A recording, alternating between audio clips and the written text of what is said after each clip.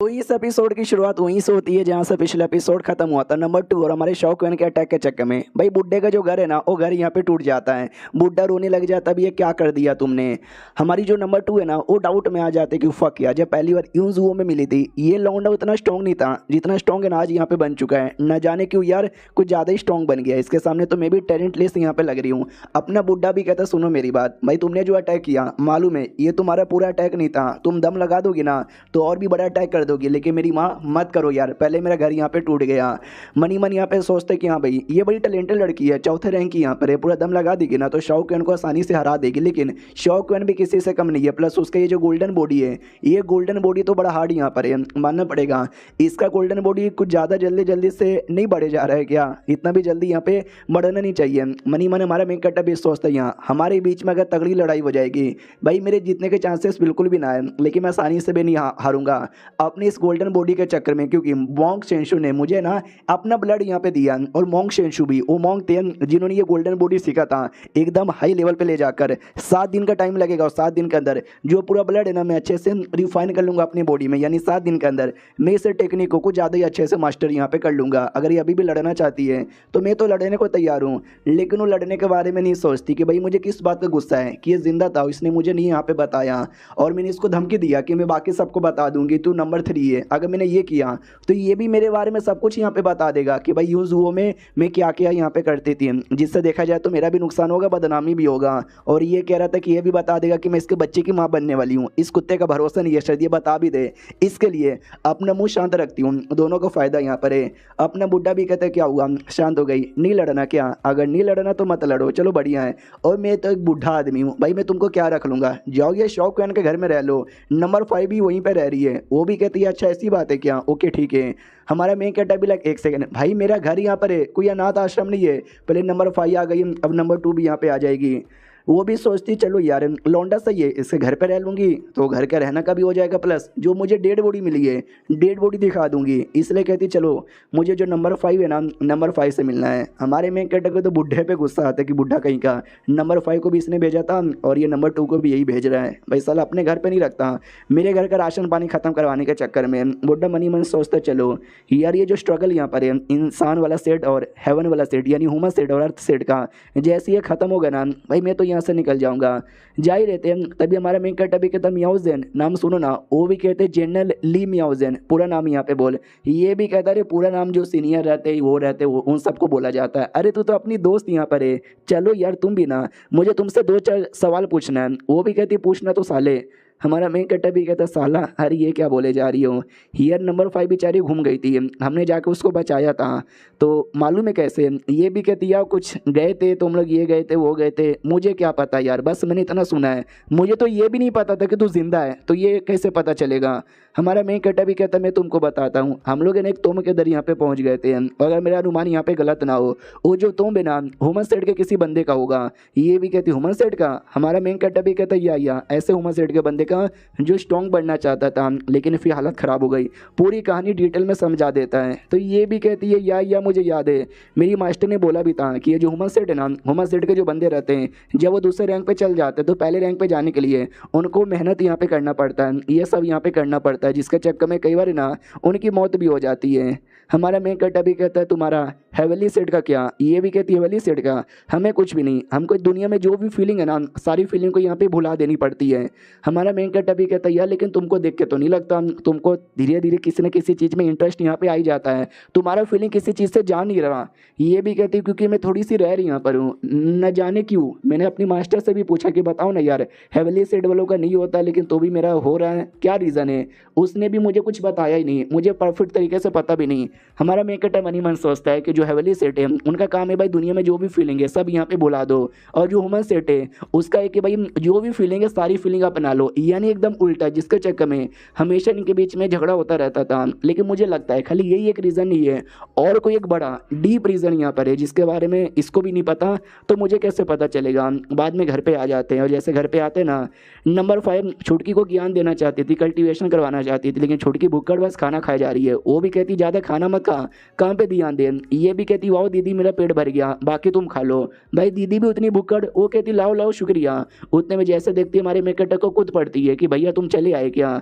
बाद में नंबर 2 कहती है अच्छा तो यही है क्या नंबर 5। हमारा मेन कट्टा भी कहता है या हेलो लीना ये देखो ये नंबर 2 है, ली मियाउजन इसका नाम है। वो भी कहती है अच्छा तू है क्या नंबर 2, केक खाएगी क्या केक। तो वो बेचारी भी सोचती कि अरे यार ये तो सच्ची में बुद्धू लगती है, इसकी बातों से भी और इसकी हरकतों से भी। भाई मैंने सुना जब तू आ रही थी तेरे साथ बहुत बुरा हुआ। ये भी कहती बुरा, अरे हद से ज़्यादा बुरा यहाँ पर हुआ। भाई एक आदमी ने बुद्धू बनाया और मुझे यहाँ पे लूट लिया सारे के सारे पैसे, 1 रुपया भी नहीं बचा।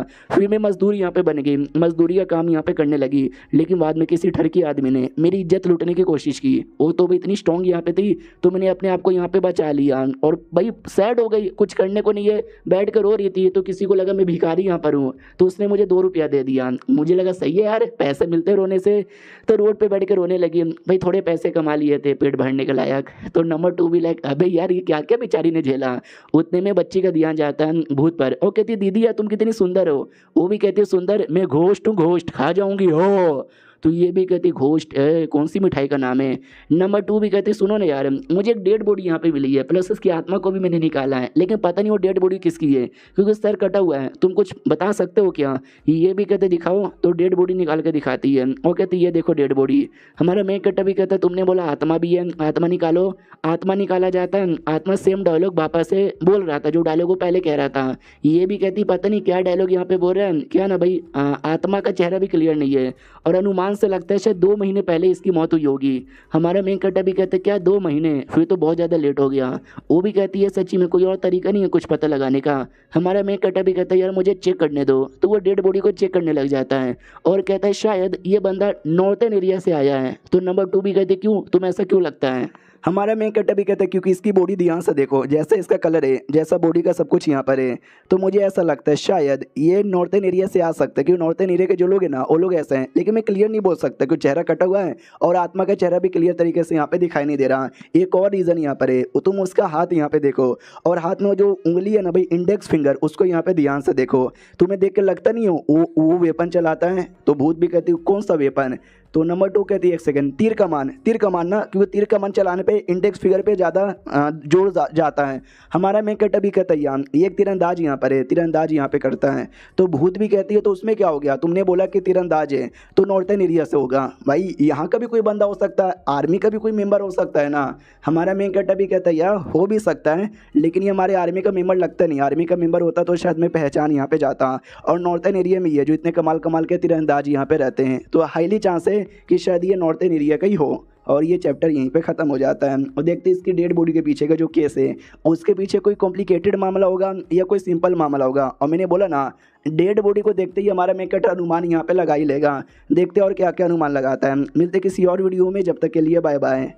तो नाइट वॉचर की इस एपिसोड की शुरुआत वहीं से होती है जहां से पिछला एपिसोड खत्म हुआ था। अपने शौक ने तो बता दिया था कि भाई ये जो डेड बॉडी है ना पक्का नॉर्थ एरिया में रहने वाले किसी बंदे की होगी, क्योंकि ये तीरंदाजी करता था और तीरंदाजी नॉर्थन एरिया के लोग यहाँ पे करते थे। और तुमने बोला कि मिलिट्री का भी तो कोई मेंबर हो सकता है, मिलिट्री के लोग भी तो चलाते हैं, लेकिन मिलिट्री वाले वो कभी कभार जब जंग होती है ना तब जाके चलाते हैं, तो उनका ना थोड़ा रहता है। लेकिन इसके हाथों पर जो निशान है ना काफ़ी ज़्यादा गहरा है, जैसे कि ये बचपन से चला रहा है। और नॉर्थन एरिया के लोग ना वो बचपन से ही चलाते हैं यहाँ पर है, इसके लिए नॉर्थन एरिया के होने के चांसेस बड़े हाई हैं। तो नंबर 2 कहती है कि नहीं एक बार के लिए मान लो बस ये तीरंदाज यहाँ पर है, हो सकता है बचपन से ये भी चला रहा है, नॉर्थन एरिया का ना होगा। तो हमारा मेन कट्टा भी कहता है नहीं यार मुझे पूरा विश्वास है नॉर्थन एरिया का है, जो हमारे कैपिटल सिटी में कोई खबर यहाँ पे देने के लिए आ रहा होगा, लेकिन रास्ते में कोई दुश्मन या किसी ने इसको यहाँ पे मार दिया। तो सामने से अपनी भूत भी मुंह बना लेती है कि भाई ये बंदा नीच गिरा हुआ ठरकी हवस का पुजारी है, लेकिन दिमाग है, दिमाग इसके पास है, ये तो मानना ही पड़ेगा। सामने से नंबर 2 भी कहती है अब ये कौन है और कौन नहीं है तू पता कर, ये डेड बॉडी और ये आत्मा भी मैंने तुझे यहाँ पे दे दी है। तो शौकैन भी लाइक गजब है भाई, आत्मा डेड बॉडी लेकर आई और मुझे सब कुछ देके यहाँ पे जा रही है। तो हमारे शौकैन भी उसका डेड बॉडी आत्मा लेता है और लेकर वाई गोंग के पास निकल जाता है कि वाई गोंग भाई उससे स्मार्ट आदमी कोई भी नहीं है, शायद उसके द्वारा कोई खबर मिल जाएगा। जैसे वाई गोंग से मिलने आता है, एक नाइट वॉचर कहता नहीं यार वो राजा से मिलने वाले हैं, अभी तुमसे नहीं मिल पाएंगे। ये कहता राजा से बाद में मिल लेगा, अभी राजा के साथ कुछ काम धंधा तो होता नहीं है दिन में, बस या तो उसको गो कल्टीवेशन करना है नहीं तो वह टाइम पास करना है, पहले मैं मिलता हूँ। तो मिला जाता है और डेड बॉडी निकाल के दिखा देता है और कहता है ये देखो डेड बॉडी। वाई गोंग कहता है मगर मैं क्यों देखूँ यार, मुझे क्यों दिखा रहा है। तो ये भी कहता है कि सुनो ना यार, ये जो थी ना अपनी नंबर 2, वो जो कैपिटल सिटी है ना, वो कैपिटल सिटी में आ गई। जो सुनते वो भी कहता हाँ तो भाई मैं क्या करूँ।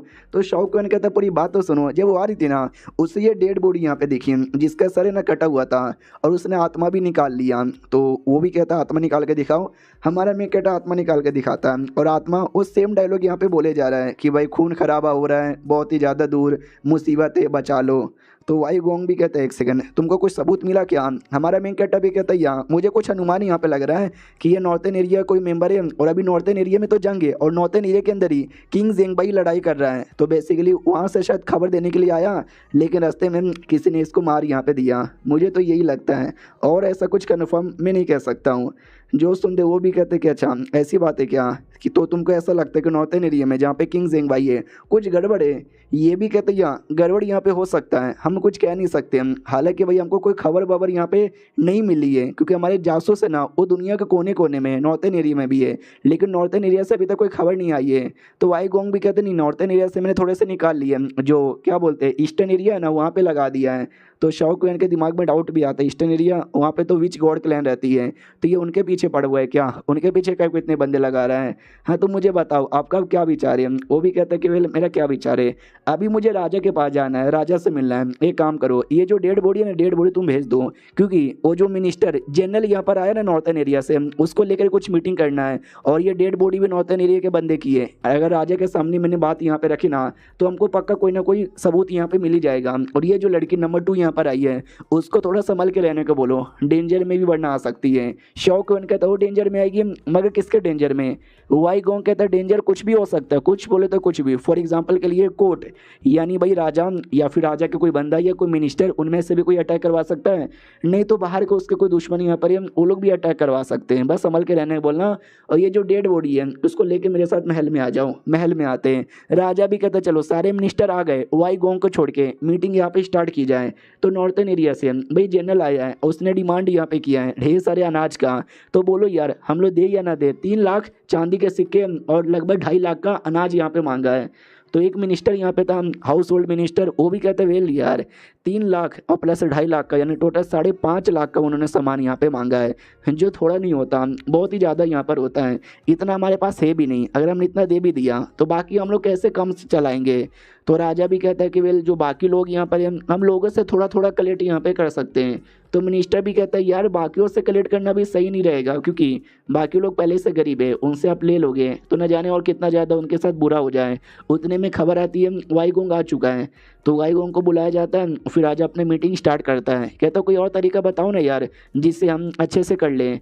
जो सुनते ये जो मिनिस्टर था जिसने हमारे मेन कैरेक्टर को फंसाने की भी कोशिश यहाँ पे की थी, वो भी कहता है मेरे पास एक है, मेरे पास एक है। तो राजा भी कहता बोलो क्या है। ये भी कहते हैं कि जो लोगों से लेने का है ना, हम लोगों से यहाँ पे लेते हैं और लेने के बाद है ना हम उनको ही बोलेंगे कि भाई तुम ही है ना टेलीपोर्ट यहाँ पे कर दो तो सही रहेगा। इससे हमारा जो है ना खर्चा टेलीपोर्ट करने का, मजदूरी का, वो सब यहाँ पे बच जाएगा। और ऐसा नहीं कि हम एक आदमी से बहुत सारा मांगेंगे, एक एक आदमी से थोड़ा थोड़ा मांगेंगे, वो थोड़ा थोड़ा तो कर ही देगा ना।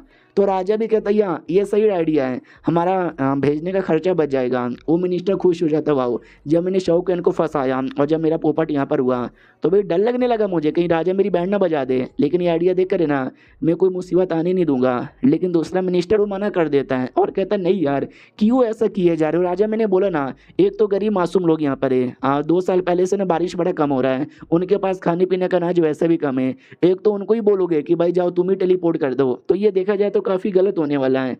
अपना जनरल था नाम जो लेने आया है वो भी कहते क्या ही नो थोड़ा सा मुसीबत है, लेकिन सह लो यार, हम लोग मालूम भी है ना क्या कर रहे हैं, बैटल यहाँ पे करते हैं, दुश्मन को देश में आने से बचाते हैं। अगर हमने बैटल ही नहीं किया तो दुश्मन आएंगे, दुश्मन वैसे भी तुमको मार डालेंगे, तो भाई फिर खेती कैसे कर पाओगे। जो सुनते ही जो मिनिस्टर जो मना कर रहा था ना वो कहता सुनो नॉर्थन एरिया में भाई लिटरली हमने 86 एकड़ की है ना आपको ज़मीन दी है, 86,000 एकड़ की ज़मीन यहाँ पे दी है, जो कम नहीं होता, बहुत ही ज़्यादा होता है। अगर आप लोग उस पर ढंग से खेती करोगे ना तो भाई बहुत सारा अनाज यहाँ पर आ जाएगा। आप लोग को तो अनाज वनाज की कभी कमी ही नहीं पड़ेगी।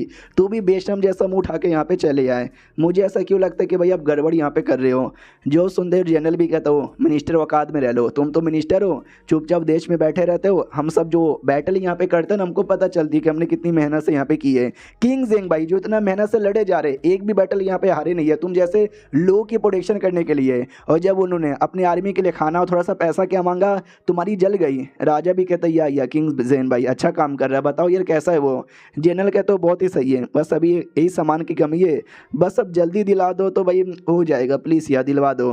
तो ये जो मिनिस्टर था ये भी कहता या अगर बॉर्डर को कुछ हो गया तो भाई दुश्मन आ जाएंगे तो देश बर्बाद हो जाएगा। थोड़ा सा नुकसान होगा, मासूम लोग को तकलीफ होगी, लेकिन हम मासूम लोग से थोड़ा सा अनाज यहाँ पे लेके दे देते हैं और क्या। तो राजा भी कहता है चलो यार जब इतना हो ही गया है तो बोलो तुम लोग का क्या फैसला है। तो ज़्यादातर लोग यस बोल देते हैं। जो अपना मिनिस्टर मना कर रहा था उसको भी था कुछ बोलने का मन, लेकिन मैं क्या बोलूँ, राजा ने भी फैसला ले लिया, बाकी लोग भी सपोर्ट कर रहे हैं। अगर मैंने बोला भी ना तो भी मेरी बातों को इग्नोर यहाँ पे कर दिया जाएगा। वाई गोंग से पूछा जाता है कि वाई गोंग तुम्हारा क्या विचार है। वाई गोंग भी कहता है या जो बॉर्डर की प्रोटेक्शन है ना वो ज़्यादा सही होती है, तो पहले उनको दे देना चाहिए, उनको अनाज यहाँ पे दे देना चाहिए। जनरल खुश हो जाते, चलो भाई वाई गोंग ने बोल दिया अब कोई नहीं बोल पाएगा। वो दूसरा बेचारा मिनिस्टर वो भी चौंक जाता है कि अरे यार वाई गोंग ने भी सपोर्ट कर दिया इस फैसले को, क्या हो गया वाई गोंग को। राजा भी कहता है चलो जब वाई गोंग ने बोल दिया तो यही मेरा फैसला रहेगा। तो अपना वाई गोंग कहता है लेकिन उससे पहले मुझे एक और सवाल पूछना है। जब है ना भाई नंबर 2 अपने देश में आ रही थी, उसको एक बंदे की डेड बॉडी यहाँ पे मिली है, और जो डेड बॉडी है ना यार उसका सर यहाँ पे कटा हुआ था, लेकिन यार मरने से पहले कह लो या आत्मा द्वारा कह लो, उसने एक शब्द यहाँ पे बोला था कि भाई नॉर्थन में बहुत ही बड़ी मुसीबत है। और ये चैप्टर यहीं पे ख़त्म हो जाता है। यानी नॉर्थन एरिया में कुछ ना कुछ तो हो रहा है, अब एग्जैक्टली क्या हो रहा है वो पता चलेगा अगले हफ्ते वाली वीडियो में। जब तक के लिए बाय बाय।